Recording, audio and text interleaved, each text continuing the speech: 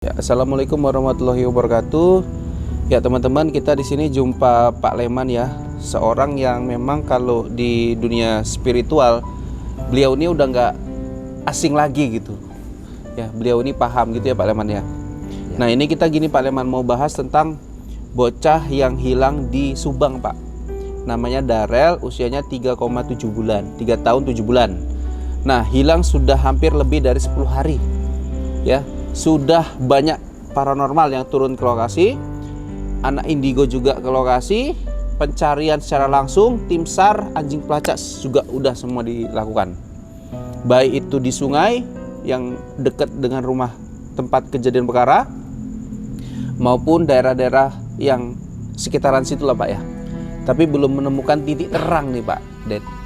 Nah ini kabarnya juga dari paranormal yang lain, ini ada sangkut pautnya dengan keusilan dari makhluk gaib. Nah saya mau minta cerita nih dari Pak Leman, apa benar ada anak ya, anak mungkin yang di bawah 15 tahun yang pernah Bapak dengar itu memang hilang akibat makhluk gaib ini Pak Leman. Nah, bolehlah Pak sedikit dijelasin gitu Pak. Oke, saya akan menjelaskan masalah anak kehilangan itu. Tapi kalau menurut ceritanya, kalau kisah zaman gak enak lah dulu ya, katakan zaman suram itu. Sebenarnya itu tidak ada persembunyian makhluk-makhluk gaib itu yang menculik anak-anak, itu tidak ada. Tapi setahu saya, permainan anak-anak itu kan suka menyendiri. Iya. Nah, supaya dia itu tenang, tidak ada gangguan. Makin lama semakin sore anak-anak tadi bermain, masuklah entah bermain di rumah kosong, entah bermain di pepohonan.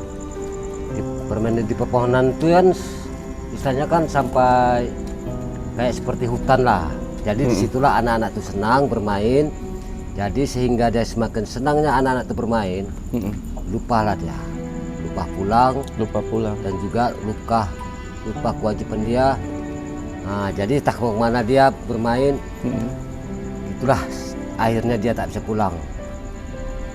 Bagaimanapun dicari, walaupun orang pintar, walaupun tim SAR, kalau tim SAR itu kan jurusannya lain, bukan untuk pencari anak yang hilang diculik sama orang-orang gaib. Biasanya kan kalau tim SAR itu pencarian orang-orang hanyut, misalnya kebakaran. Tapi kalau masalah anak kehilangan ini, itu saya rasa sulit untuk ditemukan. Sulit untuk ditemukan, macam mana pun disitulah dia tidak bisa pulang. Alasan Bapak bilang anak ini ya tidak bisa pulang itu karena dia lupa dengan kewajibannya, itu maksudnya nggak bisa pulang itu kenapa Pak Leman? Nggak bisa pulang itu itulah tadi, semakin surnya dia bermain lupa, kayak seperti lupa ingatan itu. Iya. Kayak seperti lupa ingatan, jadi akhirnya pun dia nyasar nggak tahu jalan pulang. Disitulah tempat dia berteduh. Nah disitulah dia bersemayam lah sampai kapan, dan juga dia pun tak bisa keluar kemana-mana. Akhirnya anak tuh lapar, haus, tidak ada makanan, taruhlah dia dalam gua ya kan, nggak bisa pulang, lapar dan haus. Terjadilah anak tadi tuh entah sakit, pingsan mungkin, maka tahu umurnya pendek, jadi disitulah dia meninggal lah ya kan. Disitulah terus dia hilang terus. Tapi gini Pak, di lokasi itu kan nggak ada tempat-tempat yang seperti gua yang Bapak bilang. Di situ tempatnya terbuka semua. Ya paling ada pepohonan, wajar lah, di tempat kita juga banyak pepohonan, banyak semak-semak.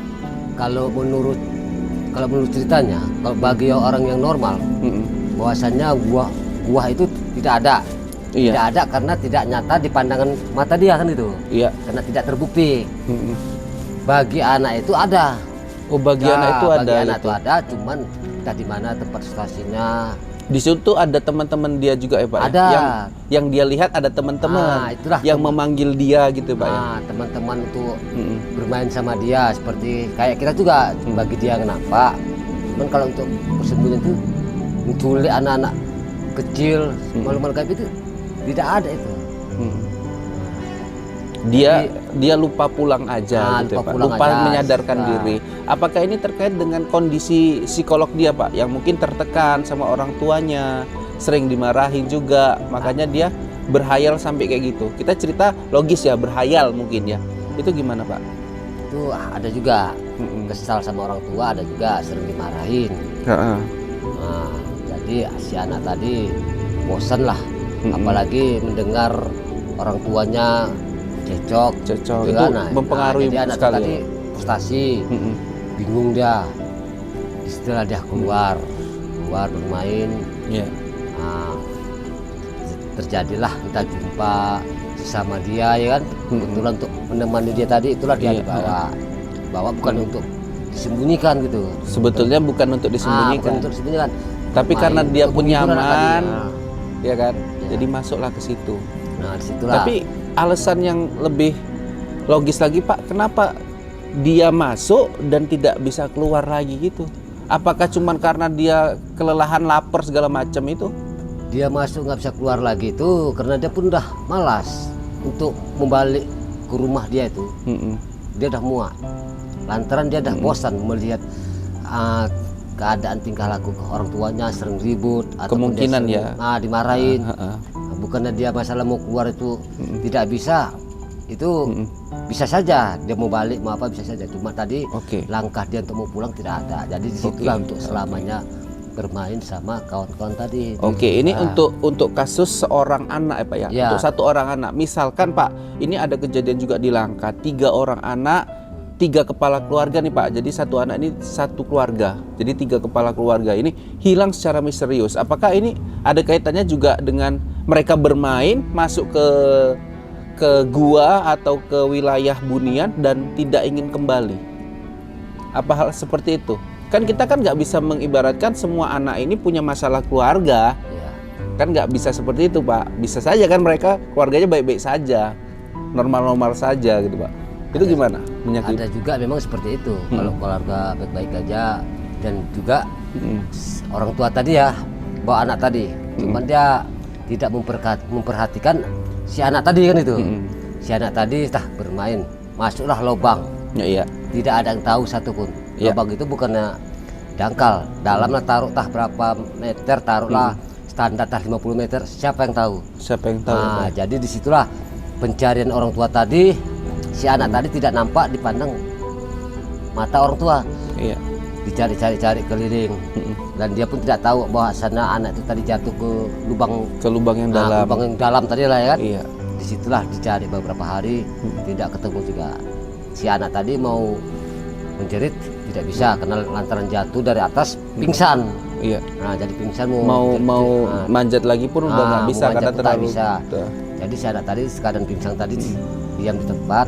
Disitulah orang tua tadi mencari, disitulah kesibukan tadi memanggil orang-orang yang tertentu lah di Banten. Tadi anak hilang, laporan Sipolan anak diculik kan itu. Diculik orang gaib segala macam lah, dirondoi lah. Itu tidak ada, mustahil. Kalau gaib memang ada. Mungkin manusia ini habis ya, Pak, diculik ini, Pak. Habis lah. Kita punya anak-anak kita pun habis diculik. Makanya gaib ini sama seperti kita juga. Cuman kita aja yang tidak nampak. Begitupun sebaliknya, Pak ya. Itulah sebaliknya yang saya ceritakan untuk sebenarnya.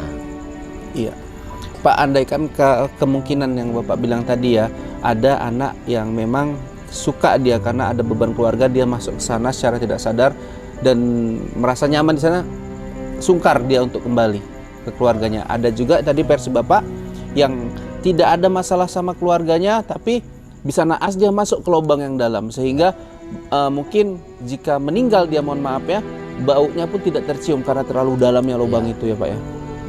Gitu. Kalau Bapak kalau apakah ada mungkin, Pak, lubang yang mungkin dalam sekali gitu, Pak? Kalau kita sumur aja kan tahu kita lebar sumur kita buat itu.